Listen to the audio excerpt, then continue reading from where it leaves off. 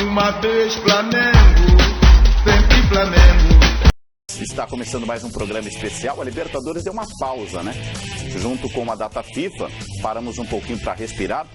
Temos aqui os nossos convidados e comentaristas, com a presença inclusive do presidente do Flamengo, Eduardo Bandeira de Mello. Seja bem-vindo, viu, presidente?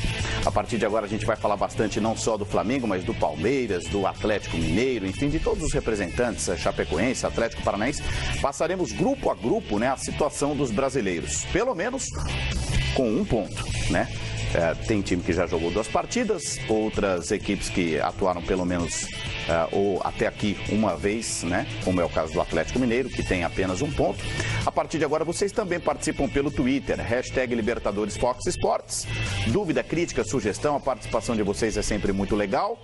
Aproveitem a presença do Zinho, que tem experiência para lá de sobra para falar de Libertadores, do presidente do Flamengo, do PVC, do Eugênio Leal. Estão todos aqui com a gente para interagir, para tabelar com vocês no Fox Sports.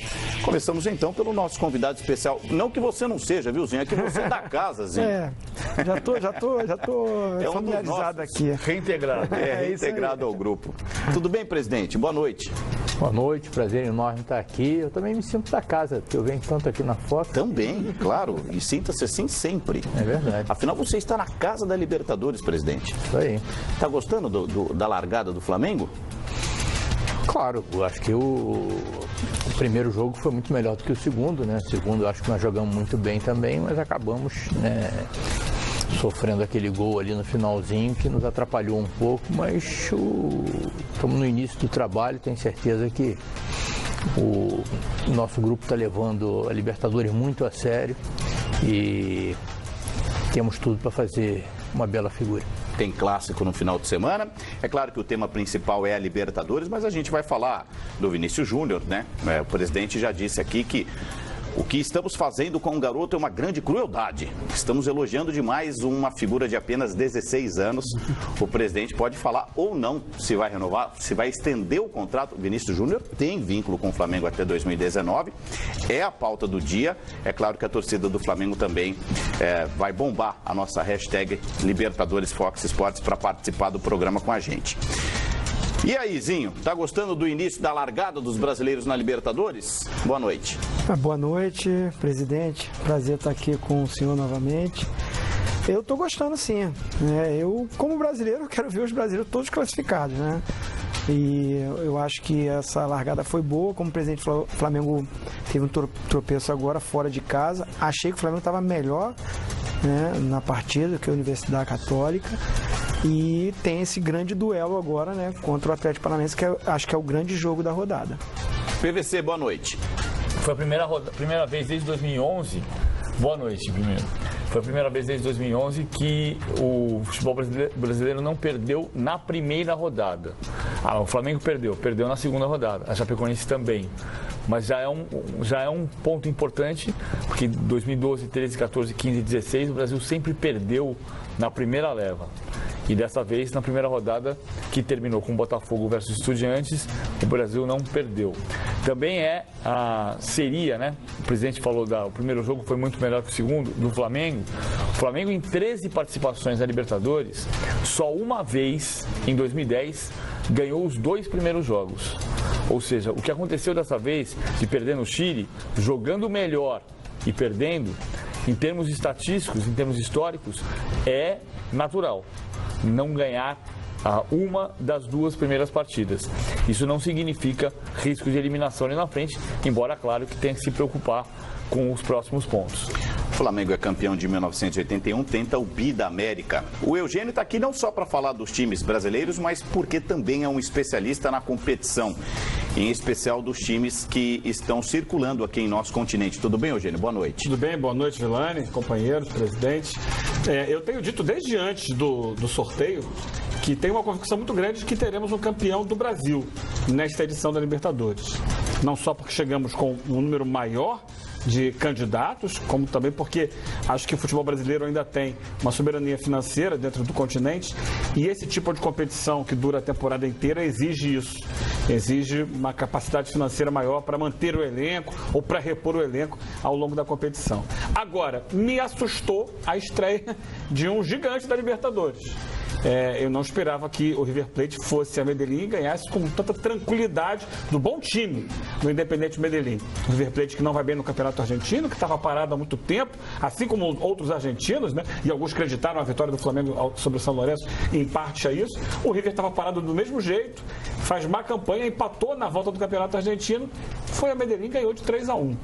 Então, tem que respeitar essas camisas da Libertadores. Até para dar medida em cima do que o Eugênio falava, da boa estreia do River, no campeonato local, na cidade de Medellín, no campeonato colombiano, o Atlético Nacional, atual campeão da Libertadores e que estreou também com derrota, fez 2-0 no Independiente Medellín e tomou o empate. É uma equipe que vem fazendo barulho. As duas cidades de Medellín prometem fazer barulho também na Libertadores 2017. Vocês participam do programa hoje respondendo a nossa enquete da vez. É claro que são só 2 rodadas para algumas equipes, nem todas. Mas quem largou melhor? Quem tem apresentado até aqui, é só o início, o futebol mais bonito entre os brasileiros da Libertadores. Hashtag Libertadores Fox Sports pelo Twitter. Vocês participam. Bom, aproveitando até a presença ilustre aqui do presidente do Flamengo, começamos pelo grupo 4, tido por muitos, presidente, o mais difícil da Libertadores, porque aqui tem equipes que pelo menos chegaram à final, sem falar do São Lourenço e do Flamengo, que são campeões da Libertadores. Qual o sentimento que ficou? O PVC disse que o Flamengo jogou melhor, mas perdeu no Chile. Infelizmente perdeu, mas eu acho que jogamos bem, né? Tivemos domínio o jogo inteiro e um lance de bola parada.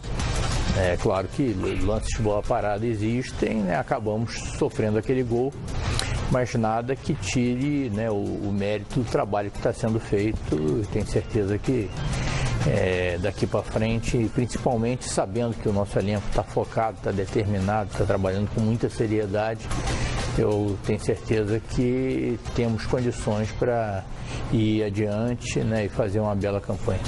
O presidente falou do gol de cabeça tomado, a gente está repetindo imagens aí do grupo do Flamengo, mas o Santiago Silva, o El Tanque, né, aquele centroavantão de 36 anos, para lá de conhecido, fez o único gol de cabeça. O Flamengo é o time de melhor média de gols dentre as equipes que vão jogar a Série A. Tem o melhor ataque do Brasil, em linhas gerais. Só que dos 7 gols tomados, e não foram muitos, né? Nesse início de temporada, 4 foram de cabeça. O que acontece com a defesa pelo alto do Flamengo, PVC? Eu acho que tem problema de posicionamento na bola parada, principalmente na bola cruzada. O gol do Santiago Silva contra a Católica é um gol para não se tomar, porque a bola vem parada. Eu aprendi com o Cucazinho, você me corrige aqui. O Cuca disse que aprendeu com o Antônio Lopes, que na bola parada você coloca 2 homens a mais do que o adversário vai levar para dentro de área. Que esses 5, digamos, você tem 5 adversários na grande área. 5 vão marcar cada um o seu homem e 2 vão sobrar para pegar a bola. É assim que o Cuca diz que marca a bola parada. Ali faltava, sobrou, o Berril largou, o Santiago Silva. A gente já vai mostrar o gol. Ele foi bloqueado. Eu acho que assim, aquele lance ali específico foi na hora de uma mudança. O Gabriel, né? O presidente está aqui, pode falar até melhor. O Gabriel entra no jogo e ele ocuparia aquele lado esquerdo ali, no lugar do Everton. E ele não encaixa na hora. E aí tem a falta. Quem sai lá é o Diego. Já sai a falta, detalhes do jogo, acontece. Mas na bola parada, isso, mas na bola parada, não sei se de repente, nos treinamentos, seria o Rômulo que pegaria, o Santiago. O Berril tá com ele, até largar. Tá, mas aí é aquela coisa, atacante dentro da área, eu particularmente, eu não gosto muito, né? Botar o atacante, o meu atacante pra... Por quêzinho? Porque geralmente o cara não tem muita noção da marcação. De repente eu gosto de colocar o meu atacante, o meu centroavante, o que é grandão, para ir na bola. E eu boto os zagueiros para fazer a marcação individual. Entendi. Eu tenho o Hever, eu tenho, assim... Ele vai ser o homem da bola. O treinador é o Zé, eu confio no Zé, eu gosto muito do Zé. Mas assim, é um lance. De repente o Berril entrou no jogo, tá frio. Estava na marcação do melhor jogador da bola aérea deles, o Santiago. E ele arranca na frente. Aí tem isso que o Eugênio falou. O Calixto que faz o bloqueio. O cara faz o bloqueio e não deixa ele ir. E aí quem disputa a bola com ele é o Pará, que aí é o menor. É detalhe, o jogo é emocionante, o jogo é apaixonante por causa disso. Tem mérito da Católica também. Então, mas não é só da Católica, né? O número chama atenção porque de 7 gols tomados, 4 são de cabeça. Aí, o Vilani, vou entrar numa outra série, vou ampliar um pouco mais. Acho que o time do Flamengo é muito bom. Só que eu costumo enxergar que você tem 2 jogos dentro do jogo de futebol. Um é o jogo da bola rolando, o outro é o jogo da bola parada, em que o jogo muda radicalmente. Primeiro porque passa a ser disputado por cima. E depois porque você muda todo o posicionamento do seu time. O zagueiro vai para o ataque. E aí você traz normalmente um lateral para fazer a função de zagueiro atrás. Você muda até a bola sair de novo ou entrar, o jogo está totalmente modificado. E eu acho que esse tem sido o pecado do Flamengo. Por exemplo, na final da Taça Guanabara contra o Fluminense, sofreu 2 gols de contra-ataque quando ele estava tentando atacar na bola aérea e não conseguiu se recompor com a velocidade necessária. E também acho que falta a bola aérea ofensiva para o Flamengo. Não tem feito muitos gols de cabeça. Então é uma coisa a ser ajustada. O Flamengo vai muito bem com a bola no pé. O jogo principal, o jogo de futebol vai muito bem. Quando para a bola parada, ainda precisa fazer alguns ajustes. E eu acho que é nisso que está se encaixando essa questão dos gols sofridos. O presidente, é inegável, em qualquer emissora de televisão, que Flamengo e Palmeiras monopolizam a pauta. Pela expectativa criada em cima desses 2 grandes elencos. De muito investimento, o Flamengo investe nos últimos anos, né? Foi montando o seu time, trouxe o Diego em meia temporada passada, trouxe um grande goleiro, destaque também o Muralha, o Guerreiro já tinha chegado antes até, enfim, foi montando e enxertando peças ali para posições pontuais. Isso é bom ou ruim? Como que você lida como administrador com tamanha ansiedade de todos? Eu imagino que não só dos flamenguistas, porque é um bombardeio de Flamengo e de Palmeiras na televisão que imagino que cria uma grande expectativa em todos. Acho que nós temos que estar preparados para isso, né? O Flamengo é notícia em qualquer circunstância. Ainda que mesmo em ocasiões que o nosso time é considerado mais fraco, ainda assim o Flamengo é notícia. Né? E às vezes é notícia porque é fraco. Né? Quem tem 40 milhões de torcedores tem que estar preocupado com esse... e tem que estar atento, né? E tem que lidar com esse tipo de situação. Né? Afinal de contas, 40 milhões de torcedores é um belo público, né? Para receber as notícias do jornal, da internet, da televisão. E é natural que o Flamengo seja um objeto constante de debate. Então, acho que nós temos que estar preparados para isso e é uma situação que vai acontecer sempre, não adianta reclamar. No seu tempo era assim também, Zinho? Nos anos 80, o tal do oba-oba vem de lá? O presidente falou aí, assim, o Flamengo é muito grande. O Flamengo, 40 milhões de torcedores. Então, eu lembro que a gente ia fazer aqueles jogos Bye Bye Brasil. É incrível o número de torcedores, a idolatria. Então, a gente costumava falar, quem consegue jogar no Flamengo, quem consegue se destacar no Flamengo, joga em qualquer lugar. Porque é pressão, é cobrança quando você não está bem, e também é muita euforia, muito oba-oba quando está bem, né? Aí você tem que saber segurar isso. É a camisa, é o número de torcedores, né? A paixão que existe. É um clube que já foi campeão de Libertadores, é um clube com vários títulos brasileiro, enfim. O jogador tem que saber que vestir a camisa do Flamengo vai ter cobrança, vai ter pressão. Esse time cascudo, esse time consegue lidar, assim, em tese, pelo que você vê de longe? Poxa, assim, de longe, vendo, eu gosto muito de alguns jogadores que estão no Flamengo hoje, assim, que, assim, de longe, eu não conheço pessoalmente, mas vamos dizer, eu vou citar um nome, o Diego, sabe? Eu acho que o Flamengo foi muito bem em trazer esse jogador. Eu, quando trabalhei no Flamengo, eu quis trazer esse jogador. Eu acho que ele é um jogador que tem uma maturidade hoje profissional. O Diego, ele enxerga o jogo, ele é um líder dentro de campo, ele é um profissional, né, pelo que eu escuto falar no meio, na acepção da palavra, um cara que se cuida, se dedica, então acaba sendo exemplo para os mais jovens, sabe? Então tem como cobrar ele dos mais jovens, o treinador pode usá-lo até para isso, né? Então é ídolo de alguns jogadores jovens que estão subindo. Então acho que tem jogadores, né? Eu gosto do... muita gente fala que o Guerreiro é meio quietão, não fala muito, mas é um cara que resolve. É um cara que... É aquele tipo de cara que a gente fala, não foge do pau. Deixa eu colocar um contraponto só aqui, porque você está falando uma coisa, o presidente falou também, e o Eugênio me corrigiu também. É verdade, o Flamengo sempre é notícia. O Flamengo é notícia quando está mal, como disse o presidente. Quando está mal, quando está bem. Mas tem uma coisa que eu acho que tem uma diferença hoje em relação a anos mais recentes. Vamos pegar 2011. 2011 é um ano diferente. O Flamengo não começou 2011 como um time que você olhasse para a temporada nacional, como um candidato a tudo. E de repente começou a ter a maior invencibilidade do Brasil, né? Foi perder a invencibilidade contra o Ceará depois em abril, no meio da Copa do Brasil já. E ficou invicto 20 partidas, enfim, com o Luxemburgo como técnico. Mas se você for buscar numa entrada de uma temporada nacional, pensando no Flamengo como um time candidato a ganhar muita coisa em termos nacionais e internacionais, eu não lembro disso desde 85, 86. Por aí. 85, 86. Porque o Flamengo dos anos 80, para quem é mais novo, o Flamengo dos anos 80, depois que ganhou o Brasileiro de 80, você olhava pro Flamengo, pô, é o melhor time do Brasil. Time, né? Time. Era o melhor time do Brasil, mas não é que você não é como você hoje, que procura o melhor time do Brasil para dizer assim, o melhor time do Brasil. Outro dia eu brinquei com o Sormani no Boa Noite Fox, dizendo que é igual a música dos Titãs, né? A melhor banda de todos os tempos da última semana. No Brasil hoje em dia tá assim. Qual é o melhor time do Brasil da semana passada? Não é isso não importa. Porque da maneira como a gente está no Brasil atual, o time muda muito, você está procurando o tempo inteiro alguém que se destaque, mas tem uma mudança constante. E as equipes não estão jogando contra os mesmos adversários. Exato. Cada um está no seu estadual, o que também tira um pouco o parâmetro de quem é o melhor. Na primeira metade dos anos 80, não era assim. Começava 81, o melhor time do Brasil era o Flamengo. Começava 82, o melhor time do Brasil era o Flamengo.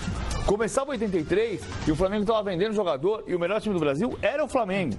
E chegava 84, o Flamengo tinha perdido o Zico. E você sabia que não era a mesma coisa, mas você olhava, quem é o melhor time do Brasil? O melhor time do Brasil é o Flamengo. De lá pra cá, não houve um começo de ano que você olhasse para o Flamengo, acho que é uma conquista. Posso estar errado, Eugênio? Não, você está certo. Por exemplo, o Flamengo foi campeão brasileiro em 2009 depois de um longo jejum nessa competição. Mas não era tido melhor, né? Não era. Foi uma coisa que aconteceu ao longo do ano. Isso. O Flamengo tinha um time razoável para bom, e aí de repente cai do céu Petkovic. Porque o Petkovic não foi contratado pelo Flamengo, ele foi contratado na época para pagar a dívida. Né, pelo delay do Brode. E de início o Kleber Leite e o Cuca, que comandavam o futebol do Flamengo, não queriam o Petkovic, tanto que ele treinava em separado. Mais à frente os dois se afastaram, o Pet começou a jogar. Depois caiu de paraquedas o Adriano. O Flamengo não fez um investimento para contratar o Adriano. O Adriano teve aquele problema pessoal, resolveu parar de jogar futebol, pelo menos inicialmente era isso. Rescindiu o contrato com a Inter, daqui a uns 2 meses voltou lá, quero jogar no Flamengo. Aí, de repente, você tem Petkovic e Adriano jogando uma barbaridade. Aconteceu. Num time que já era bom, e aconteceu quase que por acaso, mas convergência dos astros. Hoje você olha como o PVC, depois de muitos anos, e vê o Flamengo como... Vejo, e aí mérito daqui. Se não o melhor, mas... Candidato. Hoje não é o melhor time do Brasil. Preparado para ser um time forte que vai disputar todas as competições. Méritos da administração do presidente está aqui. Não é porque ele está aqui que isso não, ele está anotando e a gente vai te cobrar. Viu, e eu só queria fazer a pergunta em cima disso, se ele, presidente, acha que chegou ao ponto onde queria chegar, é claro, de títulos ainda não, mas desde que assumiu o Flamengo lá atrás, em termos de estar com o clube preparado para ser o Flamengo de verdade. Chegou esse momento ou ainda falta um pouco mais? Acho que vai sempre faltar um pouco mais, né? A gente nunca pode ficar inteiramente satisfeito, né? Tem que estar sempre mirando mais na frente, né? Que é o maior time do mundo hoje, é o Bayern de Munique, é o Barcelona. As pessoas olham para o Barcelona desse jeito. Pode até não ser, é o que eu estou falando. Hoje o Flamengo não é o melhor time do Brasil. Ele é um dos melhores times do Brasil. Agora, já tá tudo. Então, se o dia que nós formos o melhor time do Brasil, indiscutivelmente, vamos procurar ser o melhor time do mundo. Sim, é isso. Presidente, mas eu acho que não há quem negue que o senhor seja um grande administrador. Você conseguiu reorganizar o Flamengo. No seu íntimo, você sabe que precisa de um título para ficar marcado como um grande presidente no mais amplo sentido? Olha, eu preciso de um título independente de eu ser o presidente do Flamengo. Eu, como torcedor, eu estou sempre precisando de títulos. Então, é claro que nós estamos trabalhando, estamos reorganizando o clube, estamos fazendo essa revolução no Flamengo. O objetivo é ser campeão, é botar a faixa no peito e dar a volta olímpica. E agora temos certeza que isso vai acontecer. Se não for agora, vai ser amanhã, vai ser depois da manhã. O importante é a gente saber que a gente está fazendo o trabalho certo para chegar lá. A frieza e o raciocínio lógico muitas vezes não condizem com muitos presidentes, né? Que gastam mais do que devem, ou que chegam prometendo título, ou que parece algo a longo prazo pensado lá atrás. Precisamos primeiro fazer o Flamengo girar, né? É muito claro que hoje o Flamengo tem fluxo para trazer grandes jogadores, como já tem acontecido. Por uma outra coisa, o senhor me corrige também aqui, queria perguntar para o senhor, porque tem duas coisas que estão acontecendo. Uma coisa é você pagar a dívida, que é uma grande conquista. Outra coisa é aumentar a receita, que é o que permite ter ambição. Nessa medida, o que é que permite mais o Flamengo ser ambicioso? Pagar a dívida ou aumentar a receita? Não, as duas coisas, né? É claro que vai chegar um ponto em que a dívida do Flamengo hoje eu diria que já é uma dívida administrável. É equilibrado. Né? Não é mais o que era, aquele fantasma que era quando a gente assumiu. Quanto que é, presidente? Hoje a dívida do Flamengo está abaixo a dívida líquida está abaixo de 400 milhões de reais. Quando nós chegamos era 750. Só que era 750 para um faturamento de 200 e pouco. Hoje o nosso faturamento já é acima de 400 e a dívida está abaixo de 400. Então, o estoque da dívida, pela primeira vez em muito tempo, é inferior ao total arrecadado no ano. Você ganha R$1 para cada real que você deve. Exatamente. Agora, já a dívida já é menor do que o arrecado. E a dívida, a tendência não é ela zerar, até porque boa parte da dívida do Flamengo é a dívida do Profut, que está composta, escalonada em 20 anos. Então ela vai ficar cada vez menos representativa em relação ao tamanho do clube, em relação ao faturamento. Então, para a gente chegar a ser o melhor time do mundo, não vai ser mais reduzindo dívida, vai ser aumentando a receita. Sim.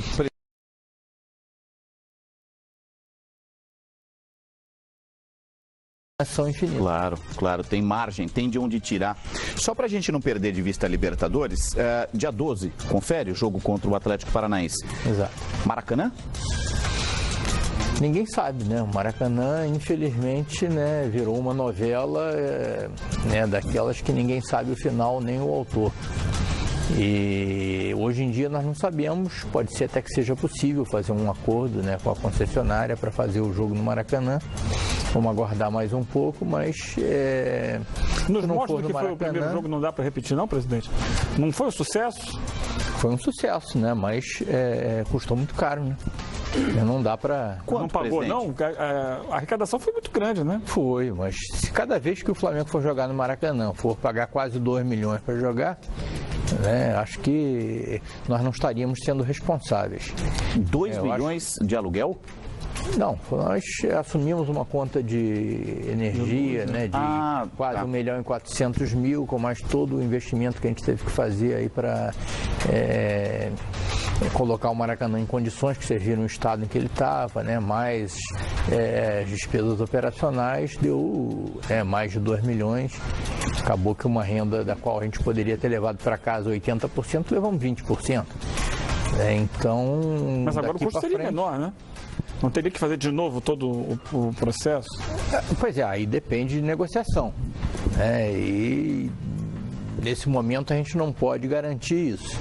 Mas gostaríamos muito de jogar no Maracanã gostaríamos de jogar sempre no Maracanã, gostaríamos que o Maracanã tivesse entregue à administração, né, do Flamengo, nem que fosse de forma compartilhada, mas infelizmente, né, o Maracanã está nessa situação que todos nós estamos vendo, né, e nos envergonhando.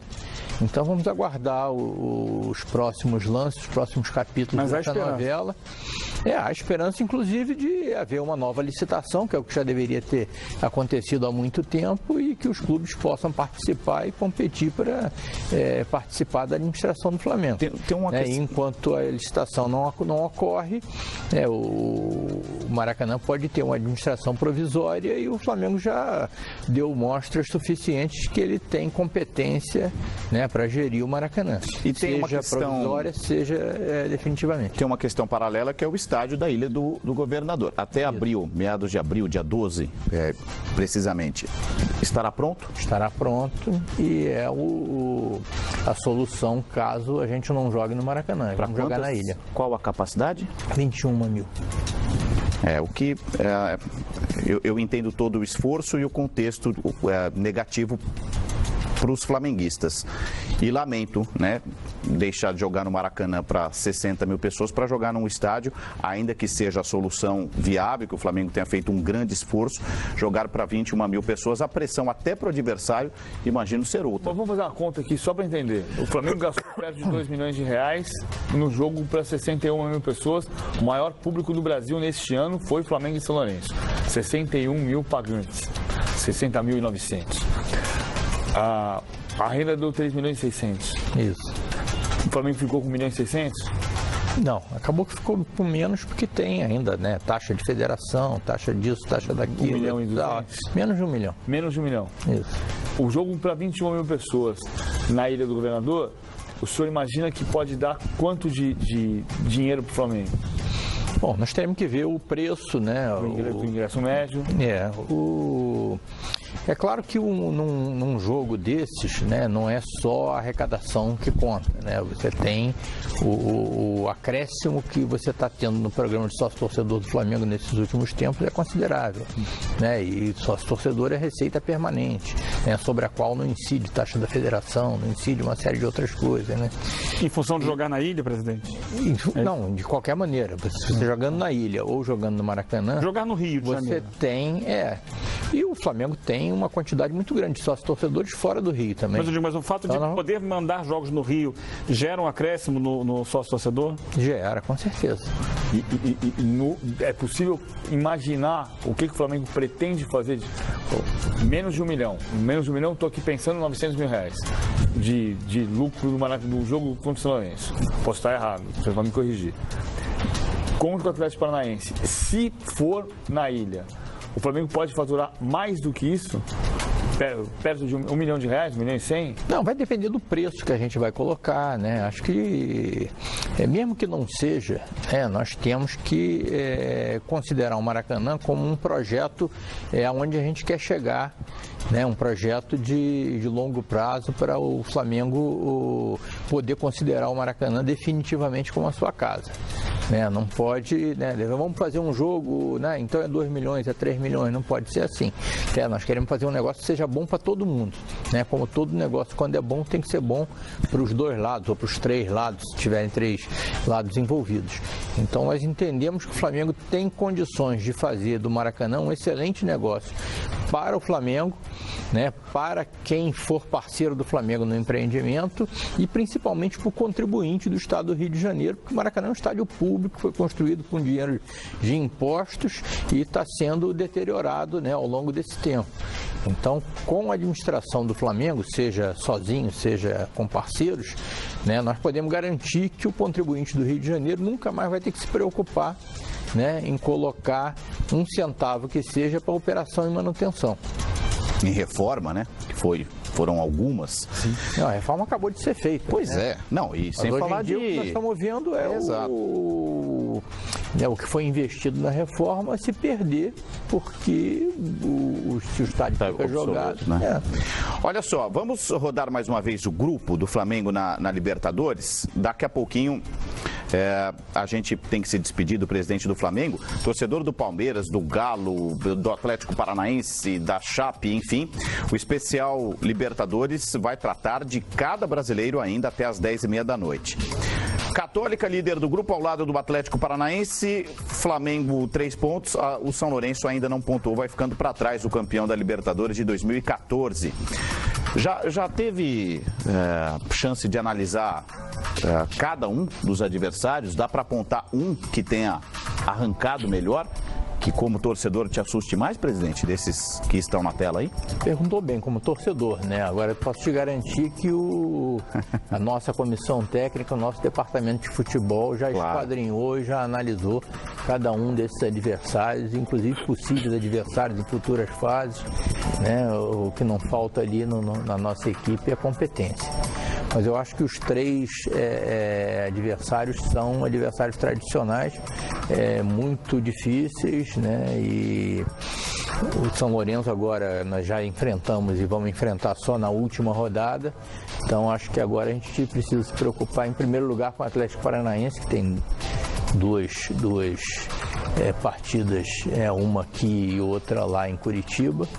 E depois enfrentar a Católica de novo, né? O Atlético Paranaense sempre foi um adversário muito difícil para o Flamengo em qualquer circunstância, e a Católica demonstrou aí, né? Não só no jogo contra nós, como no jogo em Curitiba, né? Que é um time perigoso e o nosso caminho com certeza não vai ser fácil, mas não podemos ter medo dele. Além de atual campeão chileno, foi buscar um resultado, né? Quando perdia por 2-0 e no finalzinho foi buscar um ponto contra o Atlético Paranaense em Curitiba. PVC, a gente já vai se despedir do presidente, mas queria também ouvir rapidinho a opinião de vocês sobre os adversários mais difíceis pelo que vimos neste início de Libertadores. A Católica não está bem no Campeonato Chileno, nona colocada, mas foi muito bem bicampeã no ano passado. Foi a primeira vez que a Católica foi bicampeã chilena. Então é um time histórico. A gente destacar que ganhou os 2 últimos jogos. Sim, está se recuperando. Mas teve um início ruim, né? O Colo-Colo é líder no Chile.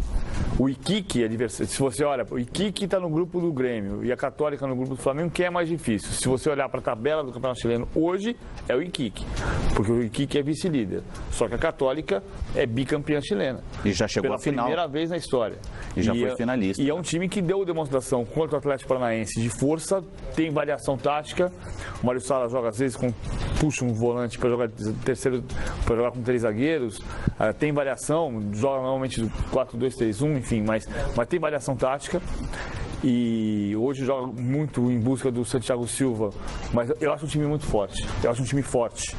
Acho que o São Lourenço sofreu muito pela paralisação de 79 dias do futebol argentino e por isso perdeu os 2 primeiros jogos, então tem uma dificuldade de recuperar. E não acho que a Católica vai necessariamente se classificar, mas tem uma briga Flamengo e Atlético Paranaense nesses 2 próximos jogos. O Flamengo tem que ganhar do Atlético Paranaense em casa, porque historicamente o Flamengo sofre contra o Atlético Paranaense jogando em Curitiba. Zinho, dá para apontar um?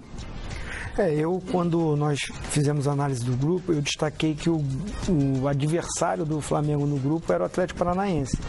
E a tabela fez com que eles fossem jogar 2 vezes seguidas, né? E com intervalo de uma semana. Então, assim, e o resultado que o Flamengo teve fora de casa faz com que esse duelo, para mim, seja o decisivo. Eu gostaria muito que classificasse os 2, mas porque agora essa sequência, acaba que um pode matar o outro. É uma situação assim, esse duelo agora de Flamengo e Atlético Paranaense, concordo com o PVC, o Flamengo tem que ganhar esse jogo em casa, é fundamental fazer os pontos em casa, né? Porque até sai para os jogos fora com a tranquilidade, se é que pode falar, né, num grupo que para mim é o mais difícil da Libertadores. Eugênio? Para isso é marcar o Lúcio Gonzalez, que está aparecendo na área para finalizar toda hora, presidente. Fala, toda hora ele está fazendo gol. Eu acho assim, o Flamengo é o melhor time do grupo, acho que ele classifica. É um grupo muito difícil, muito equilibrado. Não descarta o São Lourenço. Ainda temos 4 rodadas, ele perdeu as 2 primeiras, mas há tempo de reação em Libertadores. A gente está cansado de ver times que saem mal e daqui a pouco conseguem uma recuperação. E eu acho que está muito em aberto o segundo lugar. O Flamengo pode se classificar em segundo, acho que é o melhor time do grupo, mas uma coisa é a gente analisar tecnicamente antes e dentro do campo as coisas acontecem. Por exemplo, o Flamengo foi melhor que a Católica, a maior parte do jogo acabou perdendo. Mas acho que classifica o Flamengo e é uma briga indefinida pelo segundo lugar do grupo. Gente, eu cometi aqui, ao abrir o programa, uma inconfidência. O presidente Eduardo Bandeira de Mello disse que não gostaria de falar do Vinícius Júnior. E eu explicava para o presidente, antes de entrar no ar, que essa é a nossa função. A gente está até sendo bombardeado aí de pergunta na hashtag Libertadores Fox Sports, porque é a pauta do dia. É um garoto que chama muito a atenção, desde a Taça São Paulo. É bem verdade que o Flamengo foi eliminado pelo Corinthians precocemente. A gente sempre espera o Flamengo nas finais, mas ele jogou muita bola e então com a garotada sub-17 nem se fala. Não é nenhum alarme, porque o Vinícius tem contrato com o Flamengo, em vigência até 2019. Só que quando a pauta começa a pipocar times de muita camisa fora do Brasil, e a gente é um país exportador, o torcedor do Flamengo pode se preocupar. Então eu queria dar a chance do presidente do Flamengo explicar a situação, se há a intenção de renovar o contrato do garoto, se o Vinícius, se ele tem informação que o Vinícius será aproveitado no Campeonato Estadual, já no grupo profissional. E peço perdão, presidente, que você entenda a minha posição aqui, apesar do seu contragosto de falar do assunto. Você está perdoado, mas eu acho que esses assuntos que envolvem garotos da base, praticamente crianças, adolescentes que estão surgindo aí para o futebol, tem que ser tratado com muita tranquilidade. Então, todos os jogadores do Flamengo da base, desde que estão lá, estão sendo objeto de um planejamento criterioso das suas carreiras.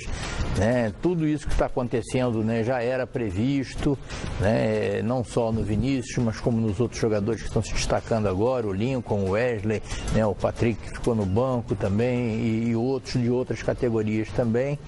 E eu acho que o melhor para eles é que esse assunto fique mantido em reserva, que o desenvolvimento das suas carreiras seja feito conforme planejado, e tudo de acordo com os seus responsáveis, empresários e tudo, e que a gente possa evitar que uma badalação excessiva acabe prejudicando e colocando uma responsabilidade indevida em cima de garotos que estão começando as suas carreiras. A gente exagera ao falar do Vinícius, porque o Lincoln teve só 2 gols a menos em relação ao Vinícius pela seleção.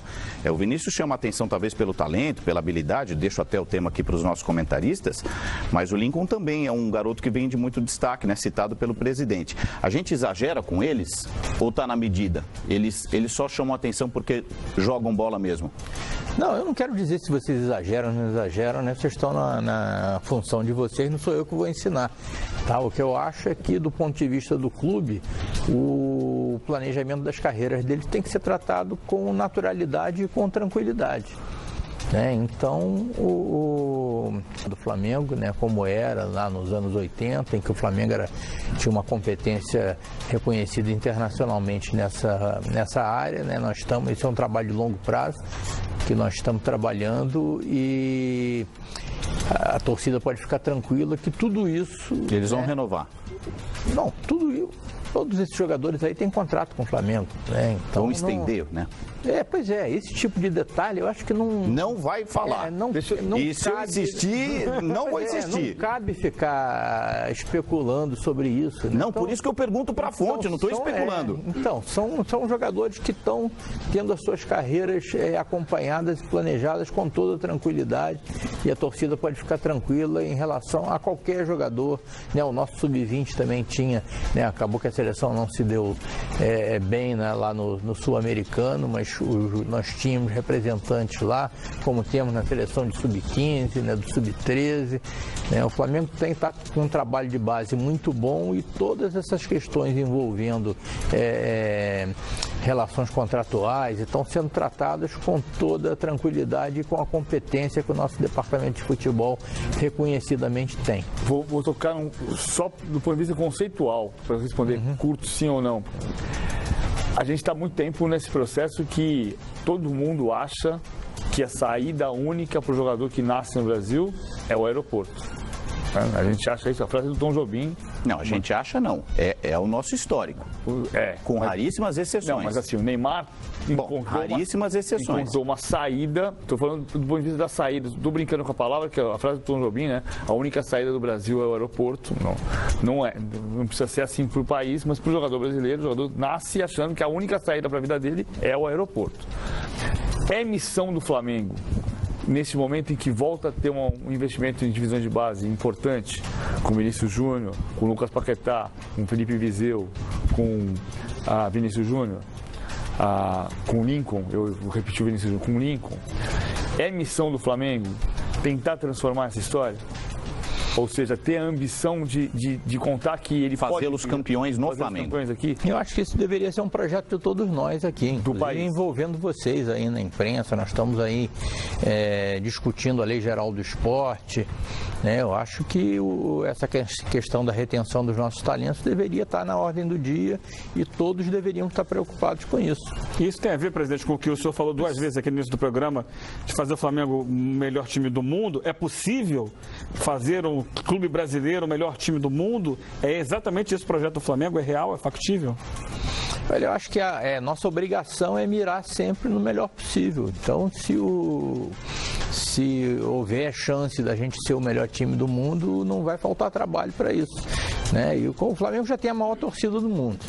Né? Então, tem uma série de dificuldades, né, inerentes aí ao futebol brasileiro, né, a própria competitividade da economia brasileira, mas é nossa obrigação mirar lá no céu. Então, é claro que hoje em dia, né, sendo bastante realista, nós estamos distantes ainda desse objetivo, mas temos que perseguir. Presidente, muito obrigado. Até a próxima, volte sempre. Você está na Casa da Libertadores, que tem a porta aberta para o Flamengo, um dos representantes do Brasil em 2017. Muito obrigado, Vilani. Prazer enorme estar aqui, né, com o PVC, com o Zinho, com o Eugênio. Né, como eu falei, eu também já me sinto em casa aqui na Fox. Qualquer dia vocês vão me dar um crachá. Gente, vamos para o rápido intervalo. Daqui a pouquinho a gente volta para falar do Palmeiras, do Galo, do Atlético Paranaense, adversário do Flamengo. Enfim, de todos os brasileiros, grupo a grupo, estamos repassando no especial Libertadores a nossa largada, o nosso arranque na maior Libertadores de todos os